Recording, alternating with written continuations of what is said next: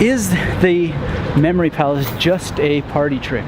Well, there's a language learning teacher who I normally really admire and respect, who in a public forum said, just forget about that technique for language learning, it's just a party trick, something to that effect. And I'm going to tell you why that he's dead wrong, and ways to use memory palaces both as really amazing party tricks and how to use them to learn languages better and to do it faster. That's coming right up.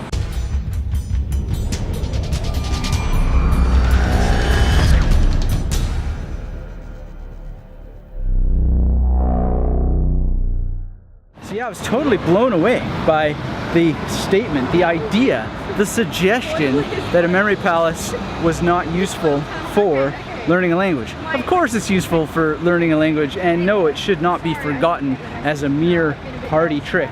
But even if it were just a party trick, come on now, let's do this. Now, I'm not going to name this person or out them, but what I am going to out is the moral disgustingness of discouraging anyone from using any kind of learning technique. Now, I'm not going to make a big deal out of this, but of course we all have bad days.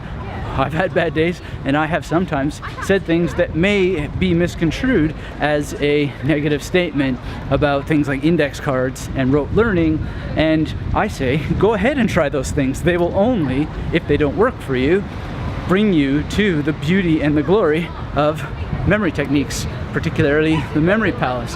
So, you know, it's just one of these things that is not a very effective technique for so many people. When they find that it's just discouraging and not at all getting them the results that they want, well then, by all means, don't do that technique anymore. And the sooner you find out that it's not for you, the better, because you don't want to be spending your time on ineffective things. But here's a secret for you, and it's a really important one. Just because a certain learning technique didn't work on Tuesday doesn't mean it's not going to work for you on Wednesday. So you need to revisit things that you've studied before, you've tried before, and didn't get results from, because you never know when they might start suddenly working for you, because there are phases in our lives that we go through that certain things just bounce right off as if we had bulletproof minds. And then other times we're very receptive to it. So you can't just write off this or that, right? And you certainly can't write off the memory palace just because it may be useful in party tricks. So one of the party tricks that you can do, of course, with a memory palace is remember people's names. This is one of the most extraordinary things that you can do. But you could also, if you were at a language learning gathering, you could ask people to teach you their favorite word. And then you could use your skills to remember those words and the meanings of those words, and then drill yourself later, either in private or as a kind of stunt, back to the people. You give them what you remembered and you check your accuracy, and, you know, frame it properly. Say, I'm a person who works on my memory and I want to see what kind of accuracy that I get from this, and explain what you're doing in your mind. And usually that takes a lot of the heat off so that you're not nervous, you're not failing, and you just never set yourself up in an environment to fail in the first place. All those people, when you think about the memory competitions, only one person can go away with the top prize, right? But the rest still show up, and the rest are amazing just for going. And it's just, you know, you don't have to have a loser mindset, you can have a winner mindset. So that's one thing you can do, just their names. Then you can add some kind of foreign language term. Whoa, can't believe I'm winded from this hill.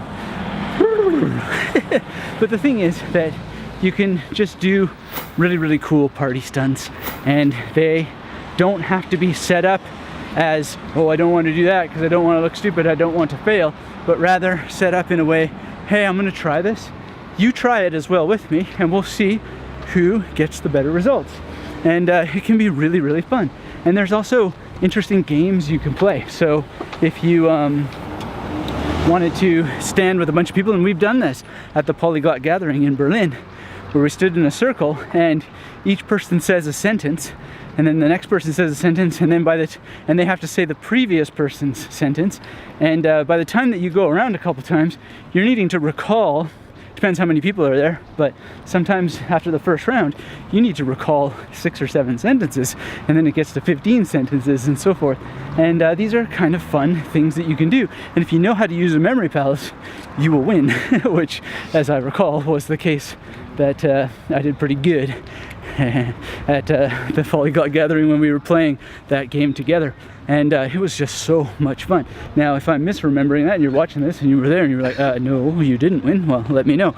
But I wouldn't be embarrassed at all to lose.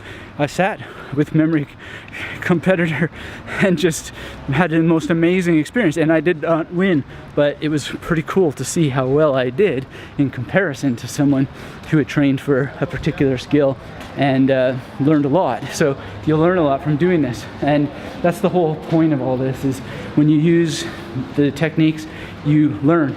And if you don't use them because you've been discouraged by someone saying, oh, it's just a party trick, man, that is a sad scene. That is a sad scene indeed. So what you want to do is think about what you're doing to learn. Think about how that learning is getting you the intended effect, and then think about what you could experiment with and explore that might add to it. And so in the language learning field, there are a lot of people who get results from spaced repetition software. They get results from index cards, doing it a bit manually. They get all kinds of results, but there's something called the stubborn quintile that a lot of polyglots and regular language learners, no matter what they do, they can't get those words into memory. And so in this particular discussion that I think was really sad, the whole thing came down to it that someone stepped up to the plate and said, you know what? I think that the technique that you stand for is really great, but it's really great in addition to or working in conjunction with the memory palace, and I go to it, and it just works, and it's a great technique. So you might not use a memory palace, in other words, for every single word, for every single phrase, but you'll have it there in your toolbox to go to when you have the stubborn quintile, when you have words that just don't work. And I tend to go to the memory palace first, and then I never go to anything else other than something that is actually the technique that is was talked about by this person who, or it's not his technique as such, but it is really, it's very similar to it, but it would be my go-to thing next to the memory palace if something there didn't work.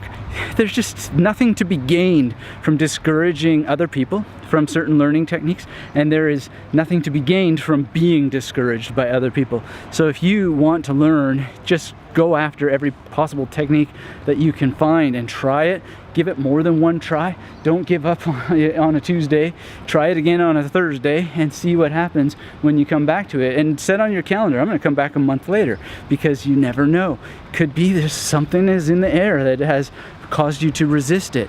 And that would be really, really sad if you had the ideal learning technique to go back to again and again and again for certain circumstances or for a more global solution to learning, but you never did it because someone discouraged you, or you discouraged yourself out of it. You talked yourself out of it.